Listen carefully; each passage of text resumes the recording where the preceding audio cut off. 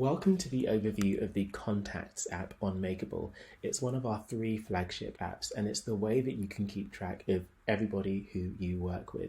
So whether you term them as clients or beneficiaries or service users, we store them on Makerble as contacts. There are 4 main tabs to the Contacts app. The other 2 are ones which we'll go through in additional videos. From here, you can see all of your contacts. You can filter them by a whole variety of different filters, including who added the person, which groups they're part of, the projects of yours that they're enrolled with, and any field that you use in a referral form, you can use the filters to filter to just show the contacts who match those different settings as set by your filters. These 4 main tabs, Overview, Splits, Details and Goals, are the ones that I'll give you a whistle-stop tour of today, as well as the way that you can see the contact record for a contact. So if we just search for a contact, Caroline, when we select her, it takes us to the contact profile page for Caroline. So this is your main source of truth for each contact that you work with. On the left, it shows static information, name, date of birth, information that perhaps came from a referral form. And then there's the opportunity to add relationships. So you might add the social worker that this person works with, or who their referrer came from, or who their siblings are, any other information that's necessary. It shows you stats that relate to the KPIs that you're tracking for them. For example, the number of sessions that they've attended, that's completely optional. And the projects that they're part of and the members of your team who work with them. It will also show you files, if there are files that have been stored about this particular person. The middle is the timeline. So this gives you the contemporaneous view, the real-time view of everything that's been happening in your history with that person. Let's say they've completed surveys, you can see the outcome assessments that they've completed by clicking expand, and it will show you the results of the assessment they completed.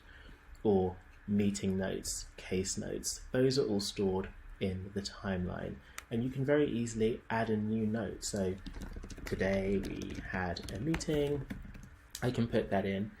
If I'm using the timesheets option, which is optional within Makerble, I can log how much time I spent on this meeting. If there are attachments I need to add, be it files or pictures and videos, I can add those attachments. I can backdate what happened. Let's say I'm catching up on work that actually happened last week or the week before, then I can backdate this. And then as soon as you press post, it adds that update to the timeline. And as you can see, it says the activity happened on the 17th of March, even though it was actually posted today. From here, you can also create new cases and complete surveys or outcome assessments for this particular contact. So that's what the summary looks like for each individual person that you work with. Now, going back to contacts, within this overview, you can see a snapshot of information. But what's really beneficial is the Details tab. That's where it essentially gives you a spreadsheet view. So all of the fields that you have on your contact forms or your referral forms, they appear as columns, and you can just see the information that's recorded for each of your contacts. Information such as age range, marital status, you might want to report on those demographics, and that's where the Splits tab really comes in. It gives you a view of all of those different multiple choice fields, and so you can very quickly see, okay, what's the age distribution of the people that we work with, or looking at marital status or whether they've given consent on our GDPR form. You can report on all of these as seeing them as a pie chart, a bar chart, or alternatively you can switch to the table view, and then that will show you those individual people. So people with whom you'd had a planning meeting, you can click that and that's Simon. Or looking at the age, the people who are aged 18 to 25, Abigail and Sophie. And then further up, this gives you some really interesting stats about the number of new referrals you've had or new contacts that have been created each month. as well as the number of contacts that you've interacted with that month, and breaking that down by project as well. And then finally is the goals tab that enables you, if you are using Makerble, to also track say outcomes and indicators. Then what this enables you to do is just see some headline stats about some of those outcomes and indicators and outputs or activities, whatever KPIs you use.